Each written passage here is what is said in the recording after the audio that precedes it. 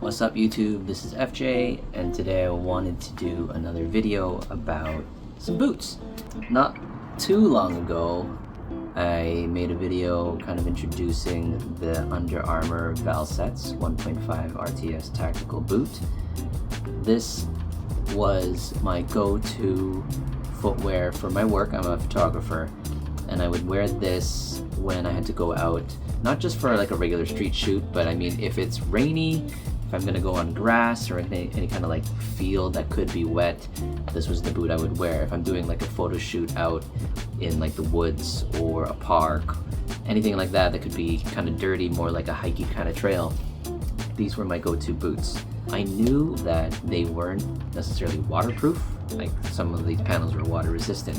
Eventually, as you crouch down and you stay on the ball of your foot, there's some of these creases that happen on the high wear areas, toe box or like the upper of the forefoot. So earlier on at the time, I actually took like super glue just for peace of mind. I lined up all these seams, especially around where this rubber toe cap met textile on the top, as I also heard this was like a point of failure.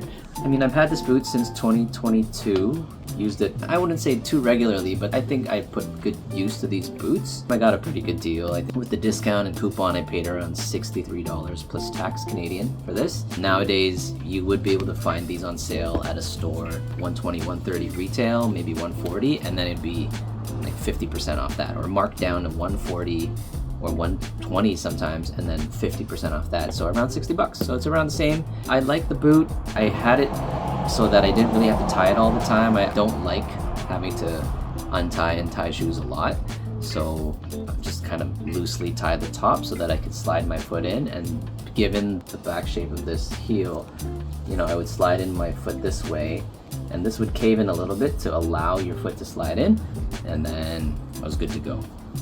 Traction pattern, pretty solid, good bite, very light on the foot. I think, you know, pretty friendly for a longer day, standing, walking, moving around. It was a great boot. Just over time, I wasn't a big fan. You know, every time I had to crouch down, get any low angles, this was the thing I didn't like so much about the boot. And the fact that, yes, it's not waterproof. If it was just like a little bit of moisture on the grass or on the ground, this served me fine. I didn't have any like wet feet or anything like that, but I just didn't have the confidence to like go into any deep puddles or anything like that. Micro G, full midsole foam, responsive, supportive, nothing too cushy. Like, it's not like Boost, it's not like any of those really new super cushy foams. For a while I was wondering, like, I'm gonna need to replace this at some point because it is getting sort of beat up slowly over time. This is still, don't get me wrong, very functional the way it is. If I was to go on a long hike on a more wet condition, I'd still feel pretty confident to take these out. But however, given like the $60 price point, I was like, okay, maybe I should back this up, get something more of a backup on this boot.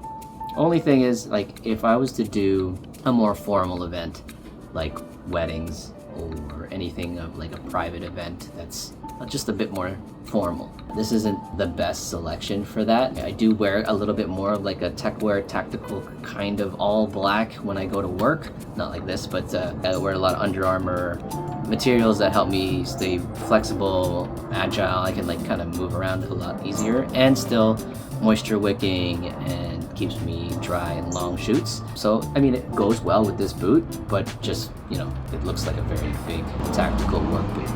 So today I was able to go shopping again at Under Armour outlet store in Vaughan Mills, and I found a really good deal on what I think goes head to head with this boot, especially from Under Armour. I don't know if you guys are on also the same kind of boat where you're trying to decide between the Valsetz and, this is what I got today, the Stellar. So this is a size 8, men's US size 8. This is also a US men's size 8. I am size 8, like it's my goal, true to size 8, European 41, and these are both size 8 European 41. However, you can see the footprint of this Stellar is much bigger.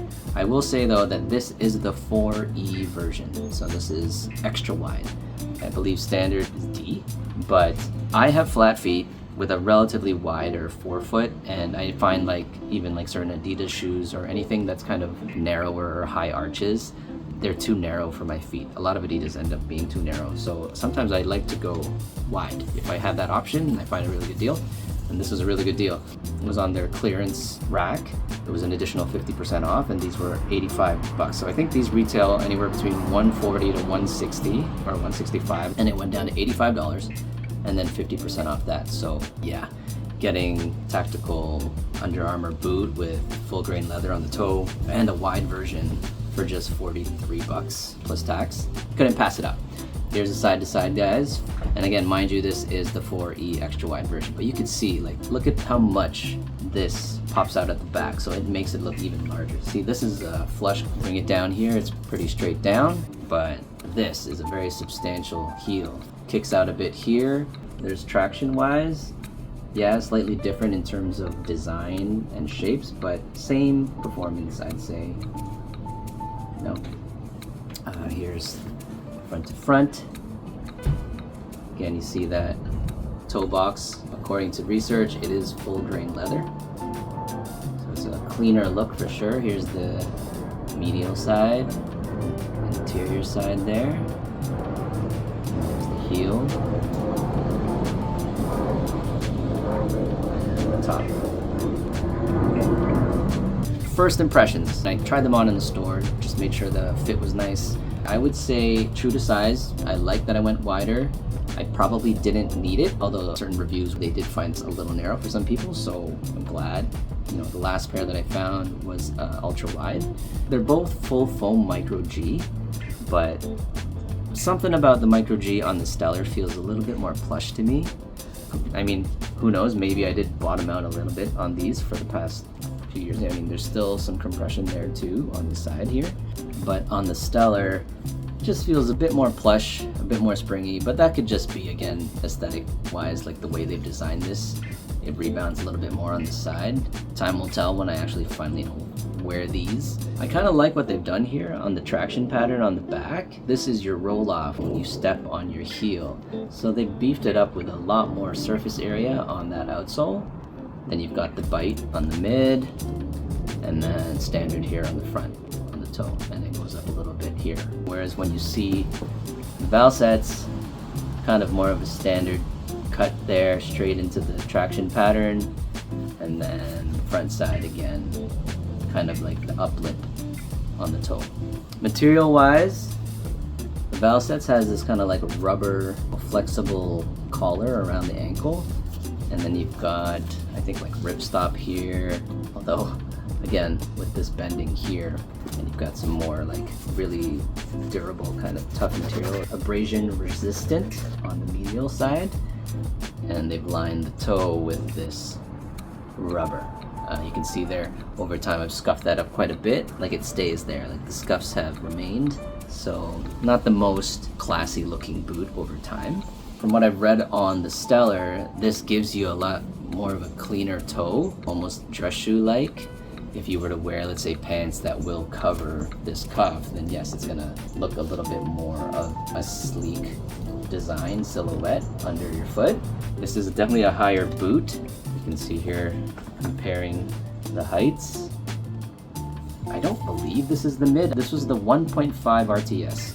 So maybe the new Valsetz go a little bit higher, but I feel like I've seen this in store again. But when you compare it to this, oh man, it's like super high. Oh, you know what? It's probably here at this point. So 7 inches from the sole to the top of this collar, and then this is 8 from here to here. So that makes sense. Okay, so I'm lining up the bottom here, and you can see that the Stellar comes out about another inch. I'm gonna see, you know, over time, even if I crunch this now to, like, let's say I was gonna go on my toe, you can see where that wear pattern is gonna show up on the sides of the leather. Here, I'll put it on the medial side too. You can see over time if I'm gonna go on my toe box, the bend's gonna be in that area as well. But the fact that it's not this nylon-y ripstop with this abrasion resistant kind of material cracking there, you know, over time, leather should wear and be more durable, like more evenly, and be more durable over time. So that's my hope. The material here is mesh material, which I think should lend itself to be more breathable. Inside is a lot of breathable material fabric, but it's padded, so it does feel warm.